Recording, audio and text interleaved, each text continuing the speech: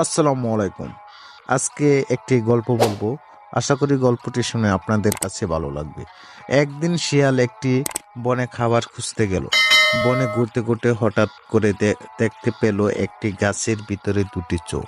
শিয়ালটি ধীর পায়ে দাঁড়িয়ে গেল এবং গাছটির পাশে গিয়ে দেখলো এই দুটি চোখ ছিল বাঘ মামার।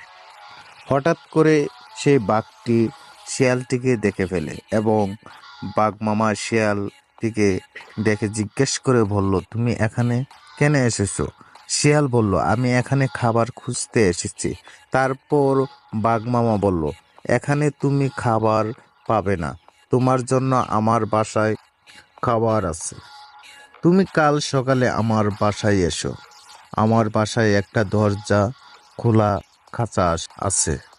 তুমি আমাকে না পেলে খাঁচায় গিয়ে বসো।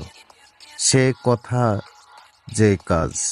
মনের আনন্দে শিয়াল পরের দিন সকালে বাঘের বাসায় গিয়ে কাউকে না দেখে খাঁচায় ঢুকে বসলো। কিছুক্ষণ পর বাঘ এসে খাঁচার দরজাটি বন্ধ করে দিল।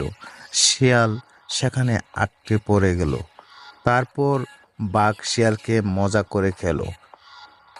আসল মূল কথা হলো, দুষ্টু লোকের মিষ্টি কথায় বিশ্বাস করলে বিপদে পড়তে হয়। তাই আমরা কোনো দুষ্টু লোকের মিষ্টি কথায় এভাবে বিশ্বাস করে নিজেকে শেষ করে ফেলবো না।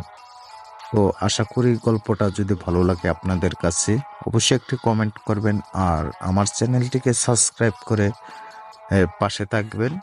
এবং আপনারা ভালোবাসা দিলে আরও নতুন নতুন নিত্য নতুন ভিডিও নিয়ে আমি হাজির হব ইনশাল্লাহ।